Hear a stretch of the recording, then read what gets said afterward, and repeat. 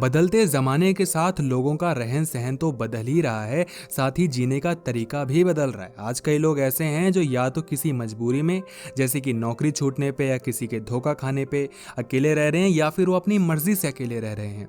तो अगर आप अपनी मर्जी से अकेले रहते हैं, किसी मजबूरी में नहीं, तो ये वीडियो आपके लिए ही होने वाली है, क्योंकि आज मैं आपको कुछ खूबियाँ बताने वाला हूँ जो सिर्फ और सिर्फ अकेले रहने वाले लोगों में ही पाई जाती हैं। तो अगर आप अकेले रहते हो अपनी मर्जी से, तो सबसे पहले वीडियो को लाइक कर दो, क्योंकि मुझे बहुत खुशी मिलेगी। सबसे पहली खूबी कि ये लोग अपने आप में ही संपूर्ण होते हैं और अपने सबसे अच्छे दोस्त होते हैं। अक्सर लोगों की क्या शिकायतें होती हैं कि मैं अकेला रह गया, मैं तन्हा रह गया, उसने मुझे धोखा दे दिया, मैं तो अकेला रह गया, कोई मेरा साथ नहीं देता। तो ये सारी शिकायतें तुरंत दूर हो जाती हैं जब आप अपनी मर्जी से अकेले रहने लग जाते हो। आप अकेले पहले भी थे, अभी भी थे। अगर पहले भी कोई नहीं था, अभी भी कोई नहीं है, तो कंपैरिजन करने के लिए कुछ है नहीं, तो आप शिकायतें करते नहीं हो। इसी वजह से आप अपने आप में ही कंप्लीट रहते हो। आपको कभी भी इनकम्प्लीट फील नहीं होता। आप हमेशा ये सोचते हो कि कोई मेरा दोस्त हो चाहे ना हो, मैं अपना सबसे अच्छा दोस्त हूँ। आप अपनी शिकायतें, अपनी अच्छी बातें, अपना गुस्सा, अपनी खुशी, अपना गम, सब कुछ अपने साथ शेयर करते हो।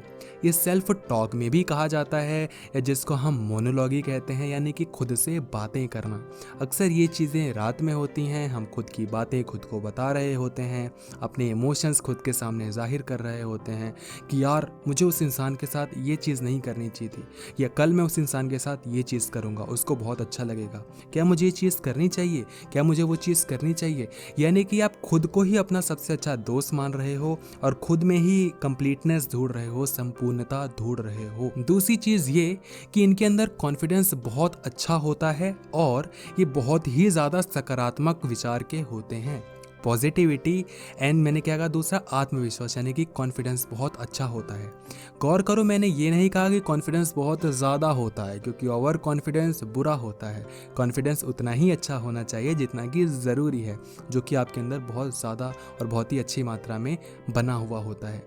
आपको कभी भी ये नहीं लगता कि क्या मुझे ये चीज़ करने में डरना चाहिए, क्या मैं ये चीज़ कर सकता हूँ, क्या मैं वो चीज़ कर सकता हूँ। आपको पता होता है कि आप ये काम कर सकते हो। लेकिन इसका दूसरा पार्ट पता है क्या है काउंटर में, कि लोग आपको ऐसा नहीं समझते। लोगों के सामने हमेशा आप ऐसे ही रहते हो कि ये तो अंडर कॉन्फिडेंट पर्सन है, ये तो किसी से बात नहीं कर सकता, क्योंकि आप अकेले रहते हो अपनी मर्जी से। इसलिए उनको लगता है कि ये मर्जी से नहीं रहता, अरे इसकी तो प्रॉब्लम है, इसके साथ कोई रहना पसंद ही नहीं करता। इसी वजह से लोग आपकी एक ऐसी इमेज बना लेते हैं कि ये शर्माता है, ये बात करने में डरता है, ये किसी के सामने आने में डरता है, ये किसी से कोई बात नहीं कर सकता, इसके अंदर कहीं ना कहीं एक डर छुपा हुआ है, इसके साथ कुछ गलत हुआ पड़ा है।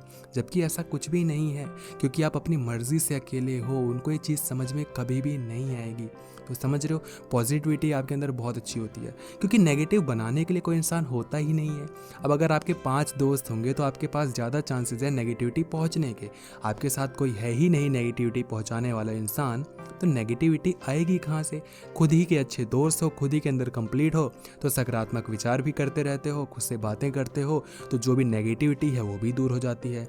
ऑल इन ऑल सकारात्मक भी रहते हो, आत्मविश्वासी भी रहते हो, और क्या चाहिए। थर्ड पॉइंट, यानी कहे थर्ड खूबी, कि इन लोगों को ज़्यादा परवाह नहीं होती कि लोग इनके बारे में क्या सोच रहे हैं। मैंने पिछले ही पॉइंट में बताया कि इनके बारे में बातें बहुत होती हैं कि ये अकेला रह गया, ये शर्माता है, ये तो बहुत कम बोलता है, पता नहीं इसके साथ क्या प्रॉब्लम है, कुछ दिक्कत है क्या इसके साथ। यानी कि लोग आपके बारे में कुछ ना कुछ तो बोलते ही रहते हैं, आप नोटिस होते रहते हैं। बेशक आपको लगता हो कि आप नोटिस नहीं होते, लेकिन लोग आपके बारे में बातें करते हैं पीठ पीछे कि अकेला क्यों रहता है, ये ऐसे क्यों रहता है, ये कुछ बोलता क्यों नहीं है, इसके साथ कोई प्रॉब्लम है क्या।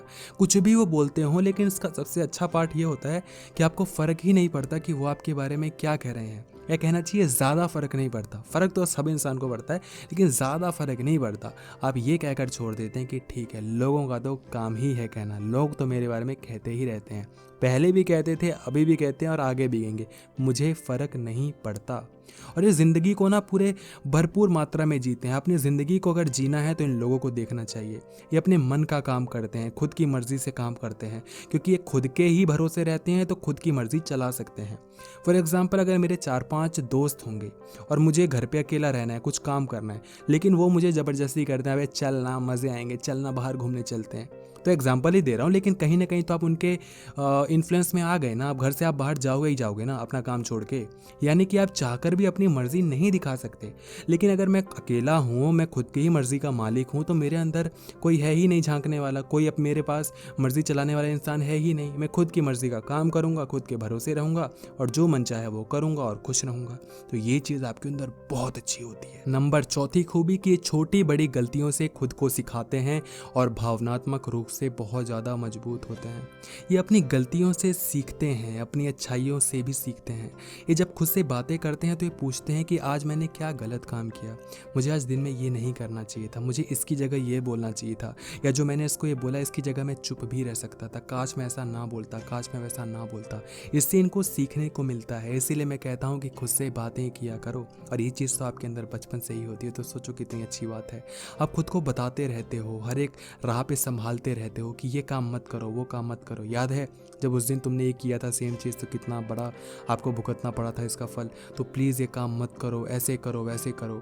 और भावनात्मक तौर पे तो बहुत मजबूत होते हैं। इमोशनल तौर पे, इमोशनली ये काफ़ी खुद को कभी कभी वीक समझने लग जाते हैं। जब ये रोते हैं तो इनको कहीं ना कहीं ये फील होता है कि कोई मेरा साथ नहीं देता, मैं अकेला रह जाता हूँ, जो कि मैं समझता हूँ हर एक इंसान को फील होता है। और यही तो इमोशंस होते हैं। अब इंसान यही चीज़ छोड़ दे, इसी से पार हो जाए, तो फिर वो तो रोबोट बन जाएगा, इंसान रह ही क्यों जाएगा, है ना।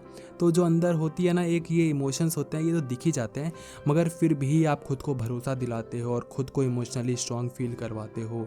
इमोशनल जो सपोर्ट है वो आप अपने आप को सबसे अच्छा देते हो, और इसी वजह से ही तो कहा है कि आप अपने आप के सबसे अच्छे दोस्त होते हो। नंबर 5वीं खूबी जो कि बहुत इंपॉर्टेंट है कि आप अपनी लाइफ में कुछ रूल्स एंड रेगुलेशंस बनाते हैं, कुछ नियम बनाते हैं, और उनका पालन भी बहुत ही कड़ाई से करते हैं, यानी कि बहुत ही स्ट्रिक्टली उसका फॉलो करते हैं, उसको फॉलो करते हैं जो भी आपने रूल्स एंड रेगुलेशंस बनाए हैं। एक चीज़ हमेशा याद रखना कि इंसान तभी रूल्स बना सकता है जब वो इंडिपेंडेंट हो।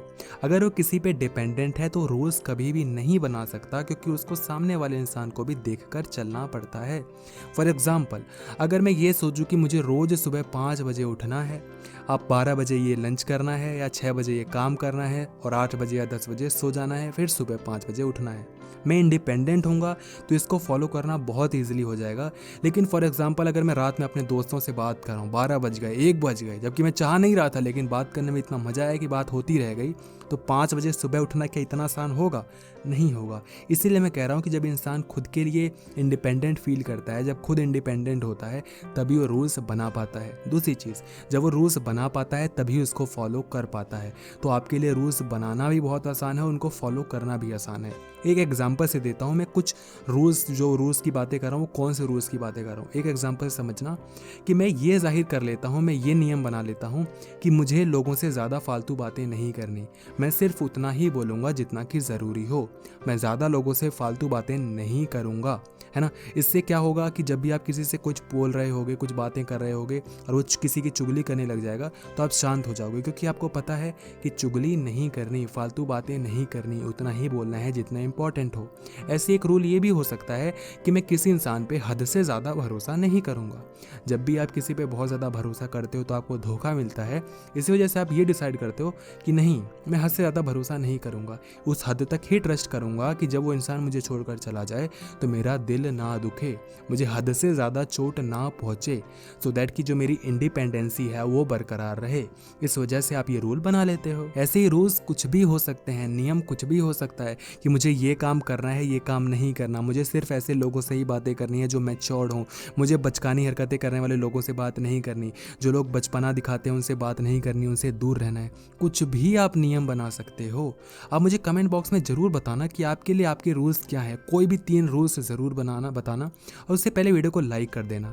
यहाँ पर हमने आपको 5 पॉइंट्स बताए हैं। पार्ट 2 में अगर आपको जानने हैं बाकी के 5 पॉइंट्स, तो कमेंट सेक्शन में ज़रूर बताना कि आपको पार्ट 2 चाहिए या नहीं चाहिए। मेक श्योर कि आप उससे पहले वीडियो को लाइक कर दें, क्योंकि इससे मुझे बहुत अच्छा फील होता है।